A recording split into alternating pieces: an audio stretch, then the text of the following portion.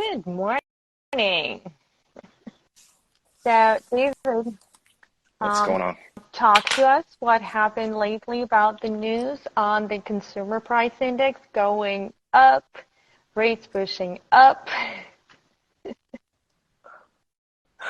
Consumer price index did not go up. I think it went down, but a very, like, if I'm not mistaken, don't quote me on it, but I looked at it. I think it went down by 0.1%, so tenth of a percent, and that's very low. I really expected it to be in the fives now, but I think it's like 6.4 from 6.5 in December. So You're disappointed. I'm disappointed. disappointed, Yes. and the rates did not go down as we would hope for. No. No. Okay, but No. today we're talking about the cost, what it costs you to get the house and the costs that are associated with the house. We talked about do's and don'ts. Last week we talked about what you should and should not do. If you wanted to recap it for our for everybody who is listening, that guys, remember, we're not switching the jobs around, we're not going on long vacations, or we're not quitting the jobs, we're not making any big purchases, we're not financing anything or co-signing for anybody. That is just a short no. So basically, no financial moves. Don't rock the boat until you close your loan and your realtor gives you your keys. Do not rock the boat. Don't do anything. Send us a quick text message. We try to be as reachable as possible. Every one of our team members has a screen with our team inbox with SMS. So if you have a question, all you have to do is text, and then we'll respond to you Yeah, as and quick like as for possible. Listen to your thank you. That's agent. that's the that's the advice from the number one agent in Arizona. So thank All you, right. Gordon. Anyways, so guys, remember, we're not doing anything that is going to affect your income, your credit, or your credibility or your credit score. So, but that is a short recap from the last few weeks sessions. Today we're talking about the closing costs, and we're actually talking how much it costs you to purchase a property. And when we're purchasing the property, we have two costs that are associated with that, or two types of costs, if you would. I always tell clients you have to, like, when you purchase a house, you actually make two purchases. You purchase the asset, you purchase the house, and then you purchase the money from the bank to purchase that house.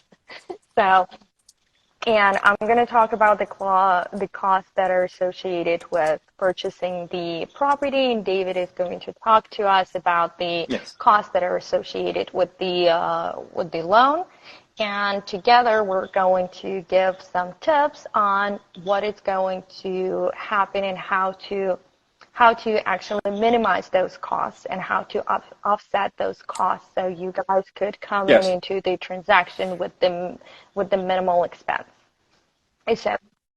So, Right. first of all, let's talk about the purchase price and the loan. So the purchase price and the loan are different, and the difference is going to depend on the type of the loan and the amount of down payment. So what our purchase price is going to be the full price of the property. What our loan is, the loan is just the part of it depending on the amount of the down payment. David, can you please tell us a little bit about the types of loans and the down payments that we can expect?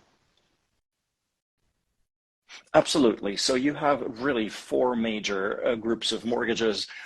These are government mortgages that are guaranteed, sponsored, if you will, by certain government agencies.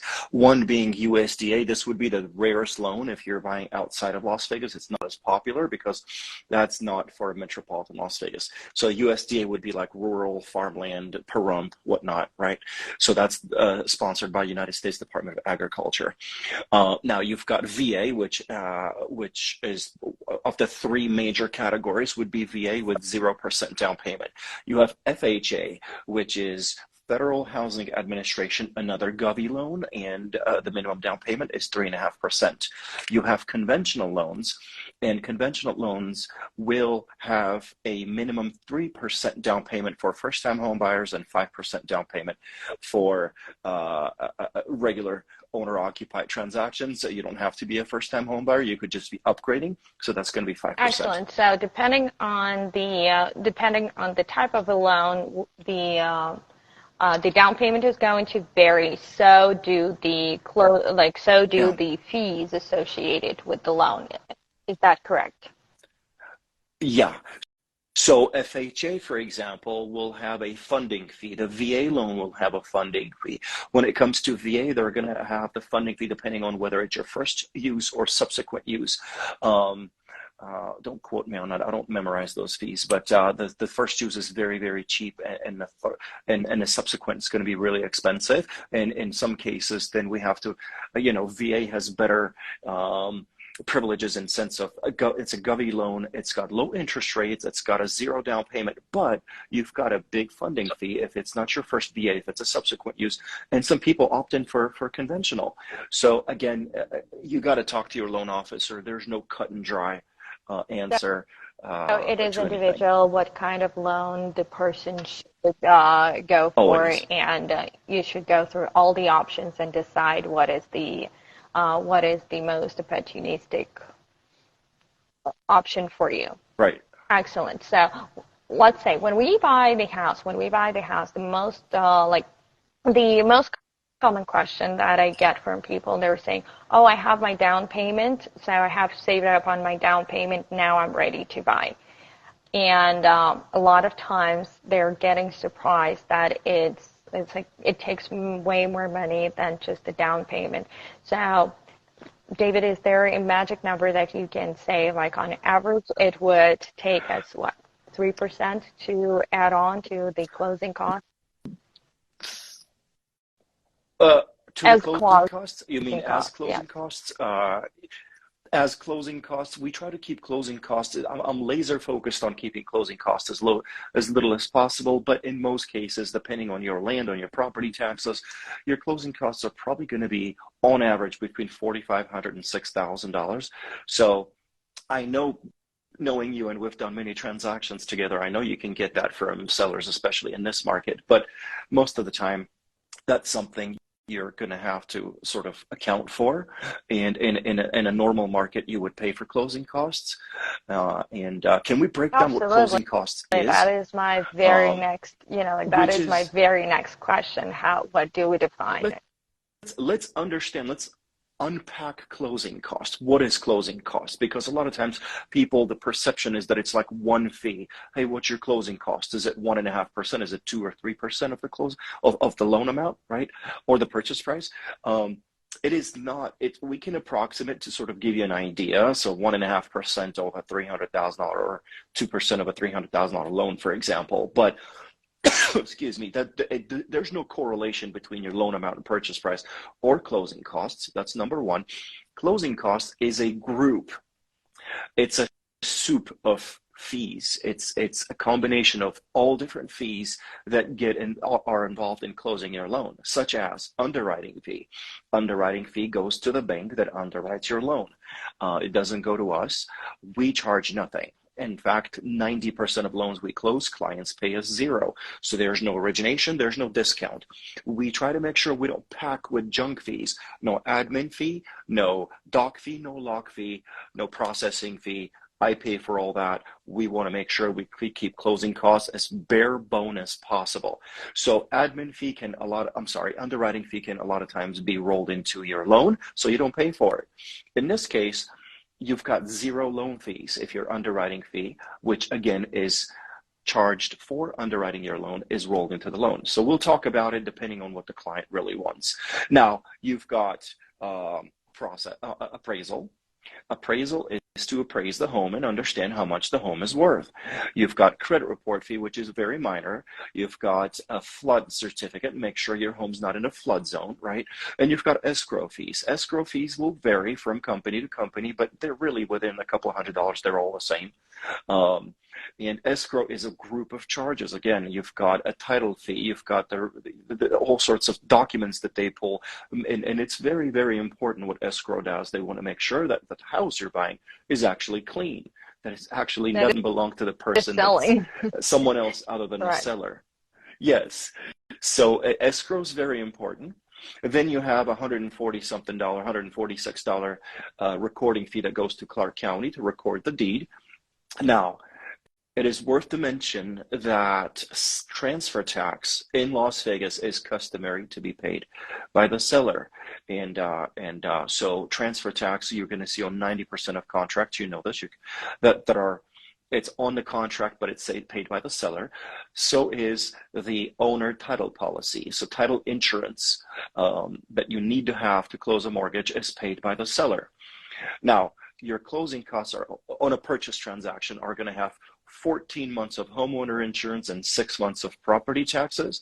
Sometimes the property taxes could be 4 or 5 months, but it's a good rule of thumb to think of it as 6 months.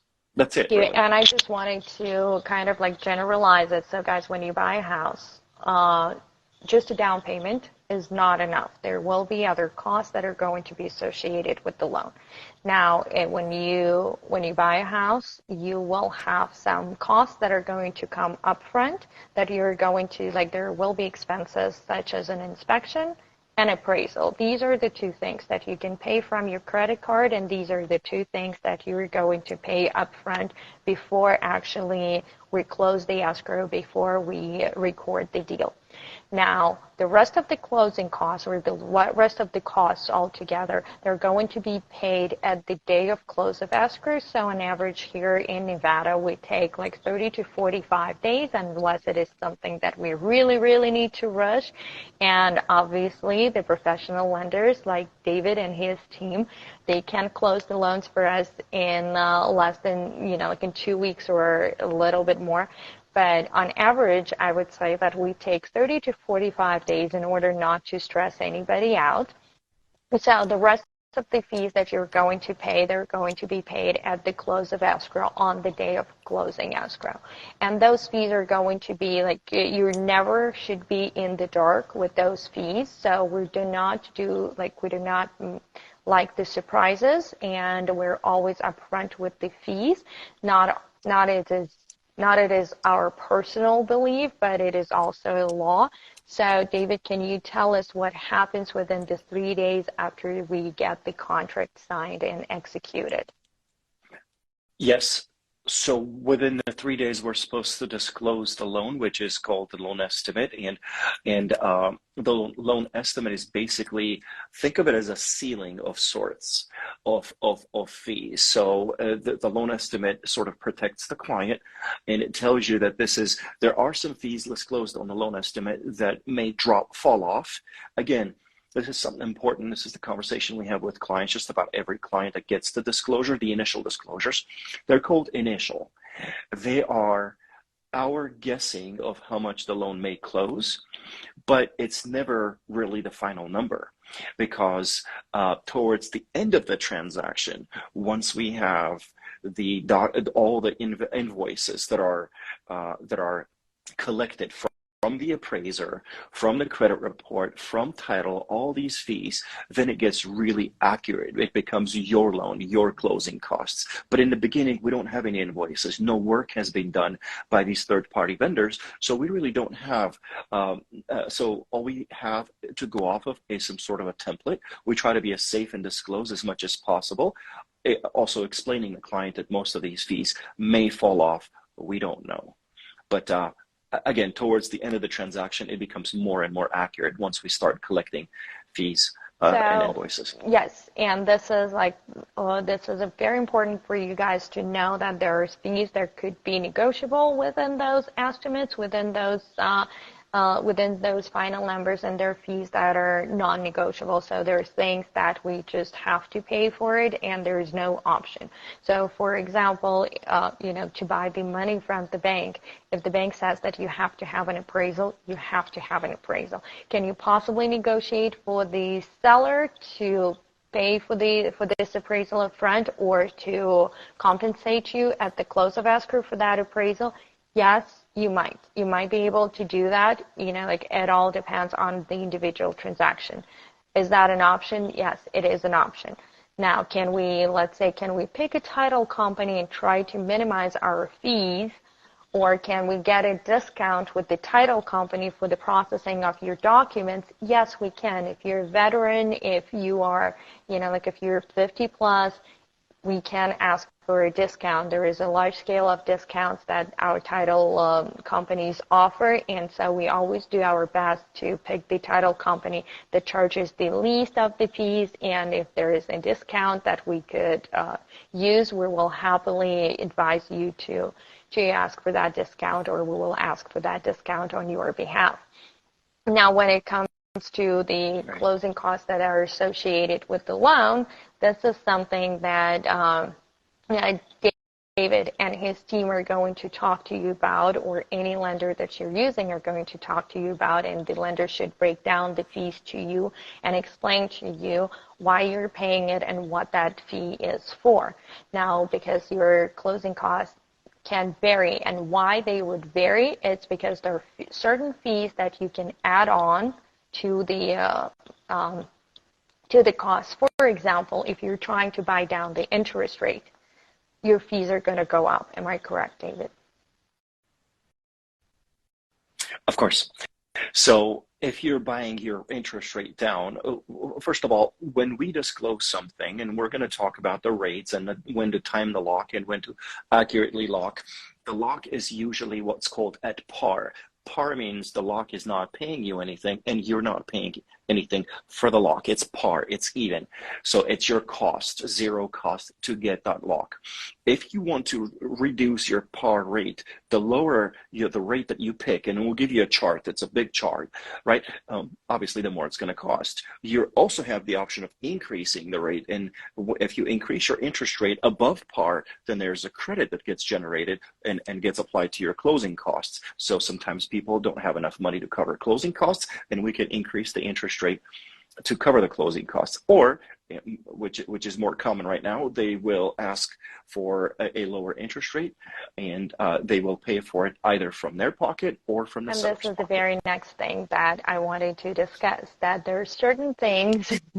Sorry, I keep getting there are the ways how you can lower the amount of the money that you bring to the closing table, what we call the closing table, or at the closing, to the moment of closing. So if we're talking about the costs that could be paid, first of all, we could offset some costs by pushing them to the seller. Like we can always negotiate, and as an agent, I can tell you that, let's say, we can negotiate the escrow fees. We don't have to pay them 50-50. We can ask the seller to pay 100% of escrow fees. Let's say when we work with the VA transactions, we ask the seller to pay for 100% of the escrow fees. Now, can we ask for the appraisal to be paid by the seller? We usually do, but the appraisal, when you get the appraisal negotiated, usually if it is compensated to you, it is compensated back at the end of the transaction, so like at the closing table. Yes. So if you don't buy the house, most of the time, do not expect the check from the seller. So it only happens when the transaction actually closes. Now, if there another big way how we can decrease the amount of funds that you're bringing in is to get the contribution towards your down payment, which could be made, and attention over here, David, who can make a contribution towards the down payment, towards the buyer's down payment? Either the buyer or the donor. The concessions that are given by the seller cannot go towards down payment. So one more time, it could be the buyer's relative, correct? Obviously. Yeah, we call it the blood relative, correct? Yeah. Doesn't have to be, but most of the time, yeah. Could be a fiance and for it would be useful for you guys if you're planning on getting a contribution or getting a gift towards your down payment from any of your family. Please talk to your lender and find out how it should be made, never make it in cash, never put cash into your account. That is not going to be accepted by the bank. Am I correct? If your grandma gave you cash, well, can you use it? it's going to go back to my first point that you made, actually. Do not make any financial transactions without asking us. So cash is toxic because we're getting government loans. The government has this thing called Patriot Act. They're going to make sure your money's clean. So you either deposit your money in your bank account, which your loan officer will tell you. There's not going to be any surprise. If the loan officer does his job, there shouldn't be any surprises such as cash deposits or money needed to be closed, because it's all been taken care of while you were being pre-approved. And most of the time, if you have mattress money, we're going to tell you to deposit and chill for a month. Just let that season. Does that make sense? And then once it gets seasoned, we do not want to show any cash deposits to the underwriter. Hi to Layla and Rhonda, the Salmon Twins, one of the best teams in San Francisco. Thank you, ladies, for watching us. All right. So this is what we do with the gift funds, and the gift funds can be used towards your down payment, and this is pretty much the only way of contribution to use towards your down payment. Am I correct? Or there are any other ways? Absolutely. Towards the contribution, well, you could get a down payment assistance per se from a third-party organization. That's possible in Las Vegas, but that's a whole different topic. I could sort of unpack it for you. Let's go through the parts first, and then we can go a little bit deeper to the down payment assistance. There is a way how you can use a government program, or it could be local, it could be your county program, or it could be federal program to use the down payment assistance. But then when we talk about the closing costs, what can we do about the closing costs? We can ask the seller to give us a contribution towards the closing costs. And guys, it is very important that you know the difference between the closing costs and down payment, because the closing costs could be covered and paid for by the seller. And sometimes when people are like, oh, can I ask the seller to give me like $50,000? Technically, you can, but if you don't have the room to use that money as the closing costs, it goes back to the seller. And this is extremely important, because I don't like my clients to be frustrated. And when you and your agent are asking the seller for the closing costs, like, be smart about it. Talk to your lender first. Talk to your loan officer and ask them, where are my closing costs? Like look at this loan estimate and ask the lender how much of a closing cost you're looking to actually have. And then the next thing is that, okay, if you're buying down the interest rate, at some point it becomes impossible to buy down after a certain point, correct? You cannot buy down to zero.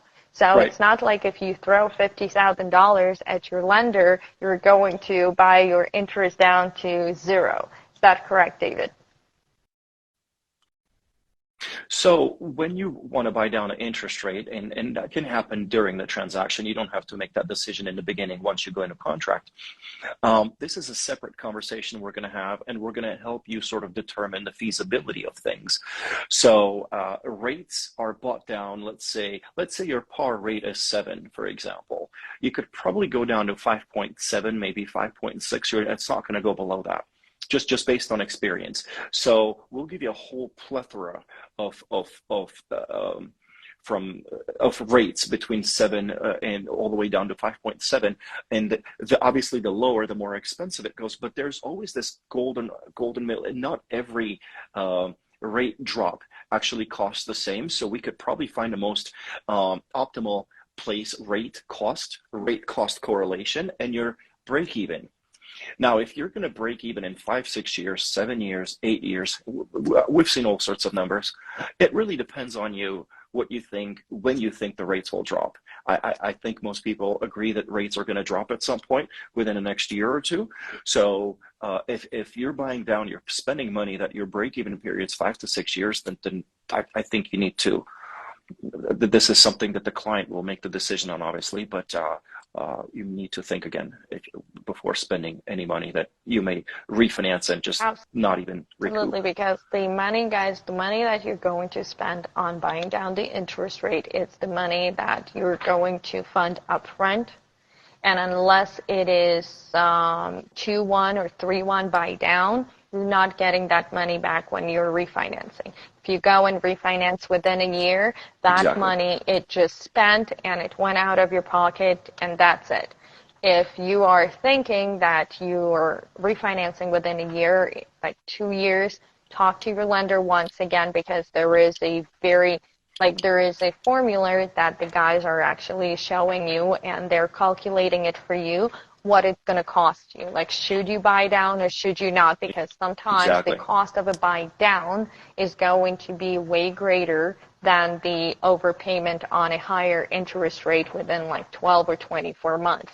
And do you have to know those numbers? No, you don't. But this is something that a great lender does for you. So, like, we're here to simplify the things. We're here to show you how the things work and just simplify it, draw it down to like 2-3 numbers to pick from instead of trying to calculate and to manage all the factors that go into this equation. So, David, let's go back. Let's go back to the down payment assistance programs and the pros and cons, because yes, sometimes these are great programs and we see them coming up. Like, usually we'll have we'll announce it on our social media that there is a new program that is going on. But I always also ask my clients to sit down with the lender and put it down on a piece of paper what it's going to cost you to get this down payment assistance program, and what it's gonna, what your payment is going to look like at the end, and what if you just went and increase your interest to the same amount without using a down payment assistance program, just bought it straightforward from the bank, how much it's going to cost you and what are the benefits. So, okay, let's unpack this. Nevada doesn't have as many bank down payment programs, DPAs, as we like to call them, like Los Angeles would, right? So let's focus on Las Vegas. We have the most popular program, which is offered by Nevada Housing Division, and it is basically a combination. It's a partnership with U.S. Bank, and U.S. Bank does offer the DPA through. It's underwritten, the paper, by U.S. Bank, so it's through Nevada Housing Division, and what they do is basically there is a lien on the property for about 3 years, and whatever the DPA amount is, $7,000, $7,500, whatever that is, based on that, you're basically, their rates are, I would say, somewhat higher than what you could find for yourself. And yes, if you don't have the funds and you need to get into a home immediately, it's a great program to get into a home, to provide for your minimum 3.5% or 3% in case of a conventional, the minimum down payment that you could get into a home, and you won't be able to leave the home or lease the house or sell the house. You would have to end up paying some funds back, and basically I would say if you were to do your diligence and shop around for a good interest rate, you would find better interest rates than the DPAs is. But again, nothing's free in the world, so you end up paying that back within the 3 years mostly. Once in a while, like once in 5 years, we'll get a local program that will give a grant that will be forgiven, and those are great. Those are incredible because you don't have to pay them back, and they become forgiven after a certain period of time, and these are only available usually for the owner-occupied property, so you have to buy a primary residence to be able to use them. And those are awesome, but when it comes to the down payment assistance, guys, do your due diligence. Please do not think that you're just going to get this money for free and it comes with no restrictions. It comes with quite a few restrictions, and a lot of times, like, it can come with the restriction. Most people don't Um, qualify. Most people are not going to qualify based on the income restriction, but also if generally when a client comes in, we it's just this based on experience. If the person has the down payment, and is able to even is able to qualify for that DPA program, once we show them the alternative, a lot of times people end up choose not yeah, going for those down payment so programs. talk to your lender, talk to your David has another appointment coming up. Here it is. Excuse me. So talk to your lender, compare the programs, compare if you just buy that money from the bank directly. And this is another way of compensating for your closing costs. Can you get your closing cost, what we call it, rolled into the loan? So rolled into the loan, it's another term for lender credit, which is, yes, I can increase your interest rate and give you enough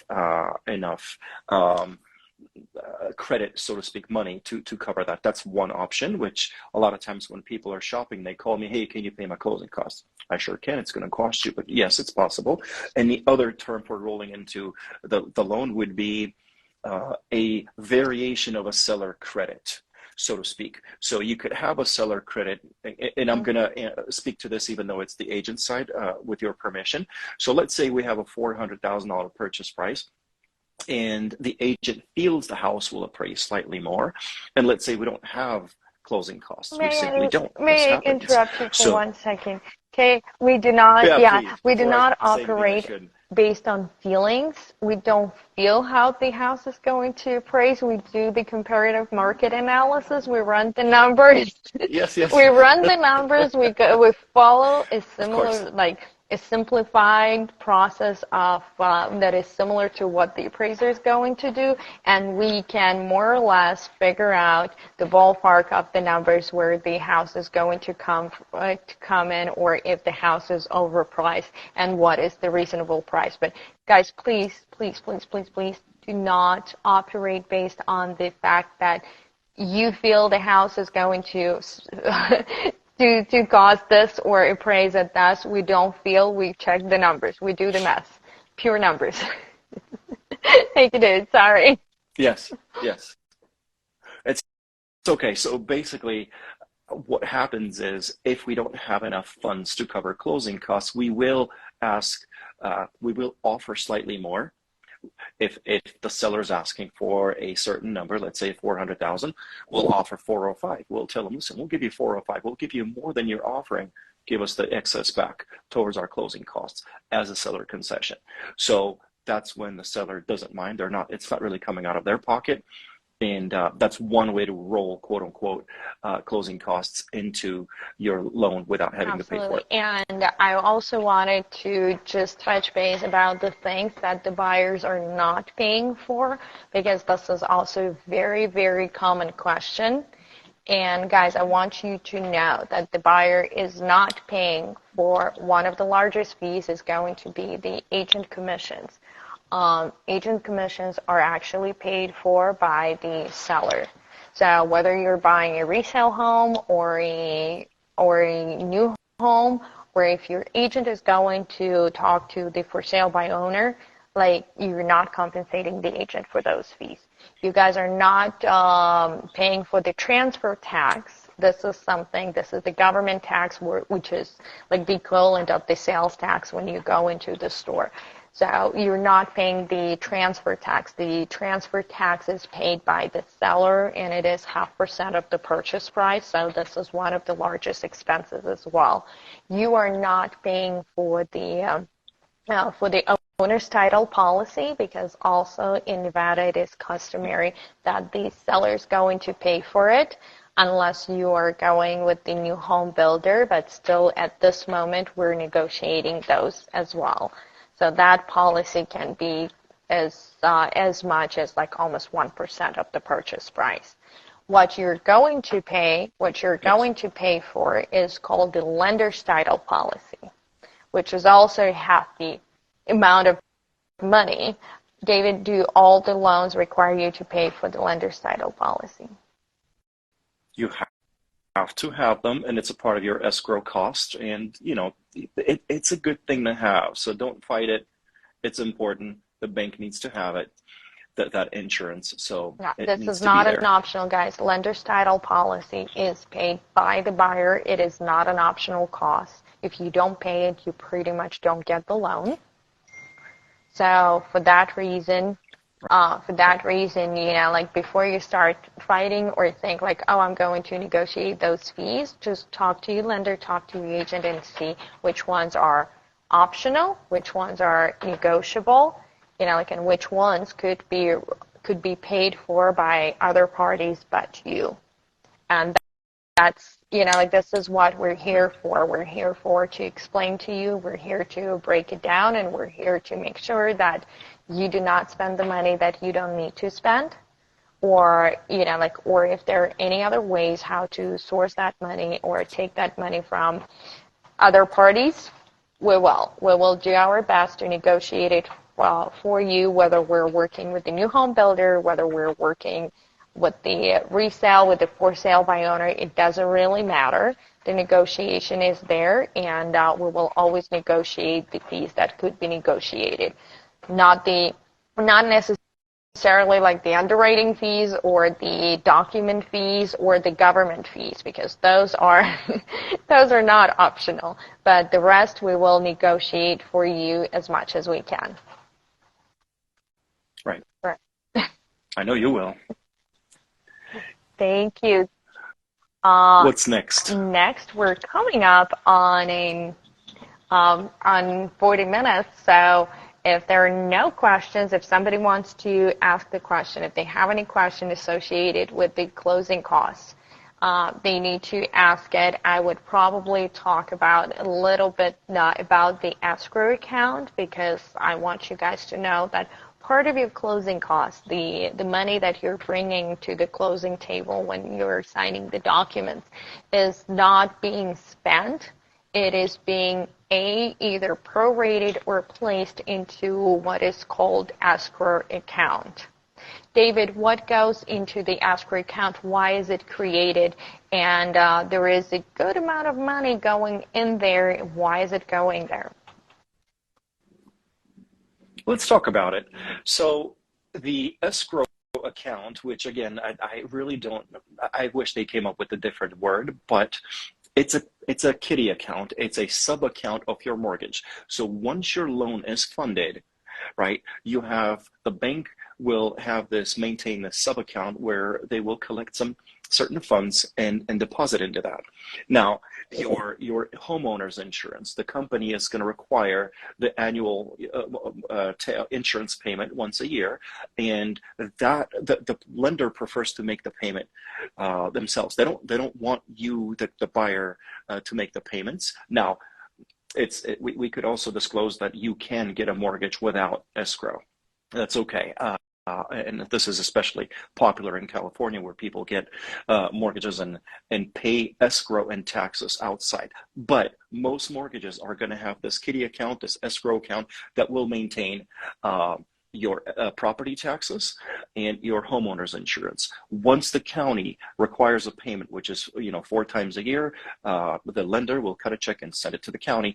The same with the lender. Why do they do this? Well, I would probably do the same if I was the bank, because we have, there's different people. Sometimes people think they shouldn't pay taxes, or they think nothing's going to happen to their home, and if it was up to them, they wouldn't get insurance on the house, right? So the bank would prefer to protect their investment, and they get insurance. They want to make sure that house is covered in case of a fire or a natural disaster.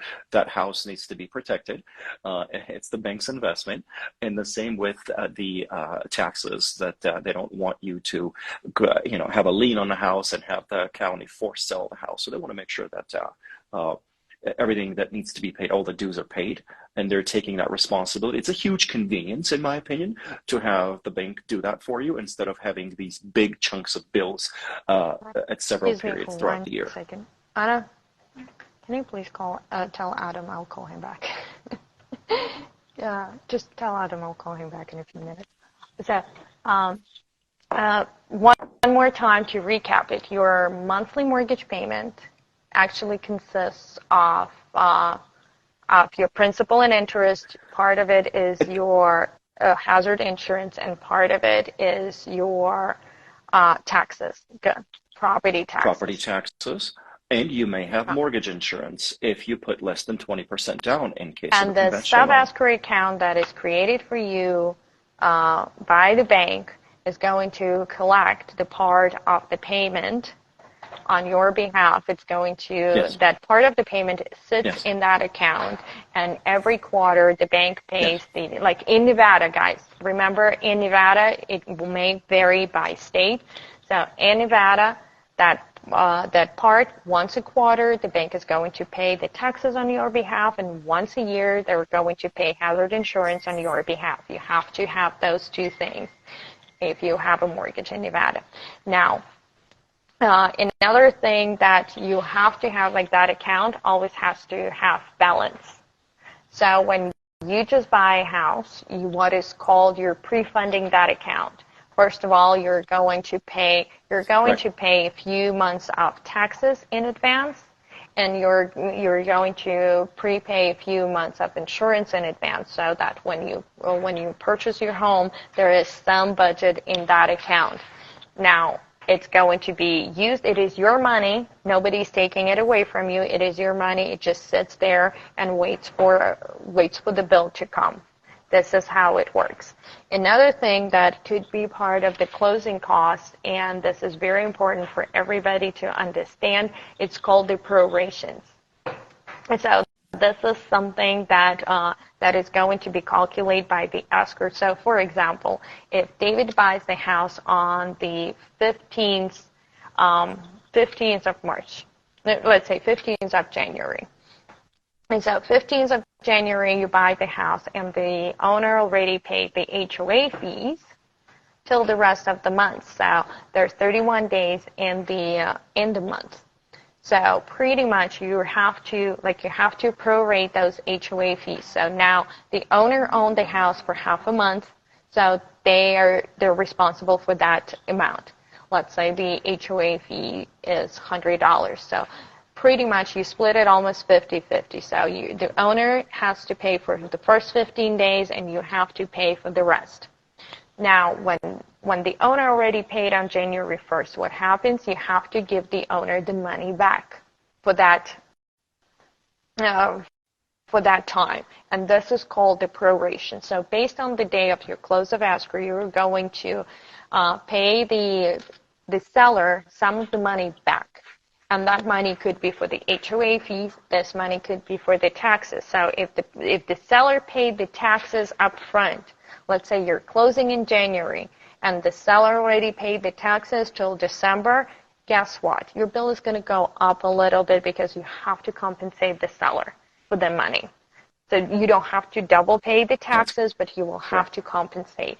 Same thing if there are master plan fees, if there's sit and lid balance. So those are the things that we cannot control them. Like, we can monitor them and we can disclose them to you, but this is not something that we can tell you, oh, this is optional, you're not going to pay. Yes, you're going to pay. If you're getting the house that has a tenant in it, most likely you're going to get a prorated rent and deposits. But that will go into the surplus to you instead of being decreased, instead of being an expense on your behalf. David, is there anything else that we didn't cover in the closing costs? So I think it's worthy of mentioning that you don't own a home for a minute for free. Okay, this is a conversation we frequently have. If you were to sign your docs today, you would start paying for it, for the interest, starting tomorrow. So you're going to pay for every single day of home ownership. There's nothing for free. So the per diem interest will get prorated, again, just the word that you used, it'll get prorated per diem starting from tomorrow all the way till the end of the month. That gets added to your closing costs. And again, something important for first-time home buyers to understand and make the difference. owning a home and making mortgage payments and having a rental property are different. When you have a rental property, you make the payment upfront on the first. You pay to play. You need to pay for it to have that house So you available pay for on you the to live in 1st of for the month. January to What live through happened the January, correct? through January? Yes. So you pay in the beginning of the month to have that property available to you. What happens when you have a debt? The debt has to accrue, and the debt accrues at the end of the period, and that's the same with credit cards and anything. So if you own a property in January, let's say today, right? So let's say you close a house today, you're going to pay per diem interest starting from tomorrow all the way till the end of the month. Now, for the month of March, your March payment will accrue and will be due on the 1st of the following month, which will be April 1st. So you will pay for March on April 1st. So there's a lot of loan officers that will advertise skip a payment. Well, you're basically pushing that payment to the following month. So in case of refinances, a lot of times you end up skipping 1 or 2 months of payments. Skipping needs to be emphasized with codes. It's not really skipping, but yes. Yeah. We do try to, like if it's not crucial for the buyer when to close escrow, we do try to schedule it closer to the end of the month. And you will hear that the lenders are more busy at the end of the month than they are in the middle of the month. So, and that has to do with this per diem interest. But one more time, David, so when is your first mortgage payment due? Okay. You have to answer the question with an example. If you're signing your documents today, and today if you were to sign today, February 16th. February 16th, which is the middle of the month. Let's say the funds get transferred tomorrow, and after funds get transferred, escrow will record your property with the county. As of that recording, you're the homeowner, not the seller. That's it. So the recording with the county, the deed, is what marks the ownership transfer, and that's when the agent gives you the keys. That's it. Your money, the time starts ticking. So from February 17th, from the recording and funding date, all the way till the end of the month, you would pay.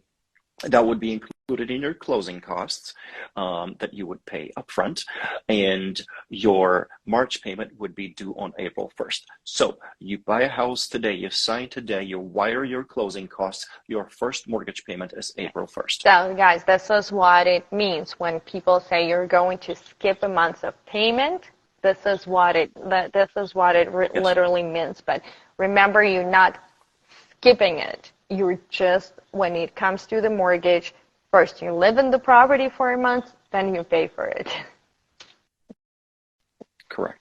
And David, is there a more opportunistic time? Like when should you pay your mortgage, make your mortgage payment? On the 1st? Should you do should you make a payment every 2 weeks, or is it too long of a topic to discuss right now? No, I'll try to keep it short. So, okay. So you have a mortgage. Most of the time, you're going to have a 30-year fixed mortgage, which means you will have 360 payments starting from April. In case of, let's stick with the example. If you're funding today, February 26, 2023, which means your last payment will be on March 1st of 2053. You're going to have 360 payments, which means you will have 12 fixed payments due on the 1st of each month for the next 30 years. Now, most people, if they're W-2 employees, they earn they're biweekly, they're paid biweekly every second Friday. So when you're paid every second Friday, it means you have 26 pay periods. You get 26 paychecks. There are 2 months in the year that you get 3 paychecks instead of 2. There's a big difference in the payroll world, and any bookkeeper will tell you there's a difference between getting paid twice a month, semi-monthly, or bi-weekly. Biweekly gets you 2 extra paychecks. So if you're biweekly, if you're getting a paycheck every 2 weeks, what you can do, you can make half your mortgage payment every time you get a paycheck.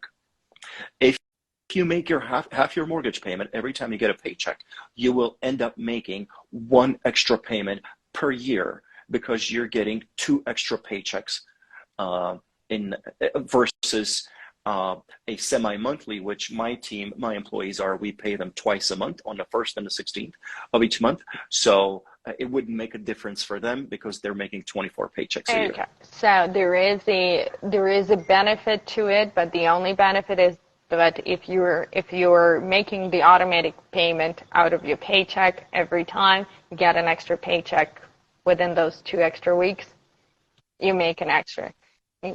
Yes. Thank you. That was the easiest way. Yeah, yes, it was the easiest way to explain it.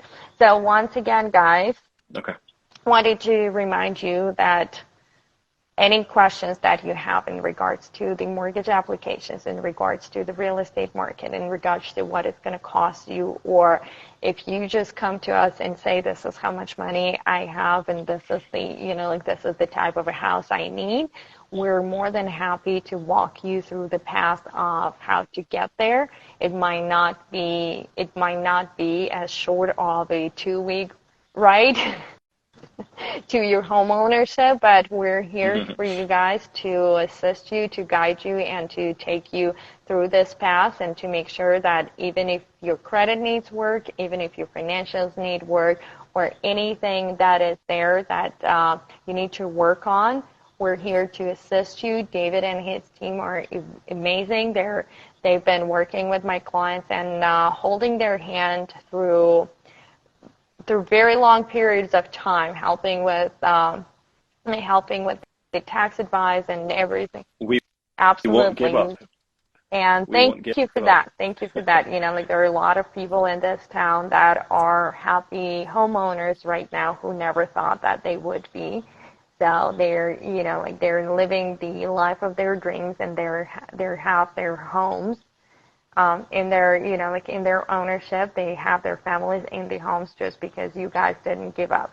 Because it is important to have a professional next to you who can explain to you the things that sometimes feel like very overwhelming, and that is understandable. There is a great there's a great amount of information coming from internet, from Instagram and TikTok, and it is hard to swim in it, because there is a lot of garbage in there as well, and it is confusing. And remember, guys, you don't have to know it all. You don't have to be an expert in it. All you need to do, you just need to have 2 good phone numbers in your phone book, is your realtor and your lender, and that will solve a lot of problems for you. Okay? Agreed. And we're looking forward to seeing you next week, David. Thank you so much. Yours always is a wealth of information, and thank you for assisting us.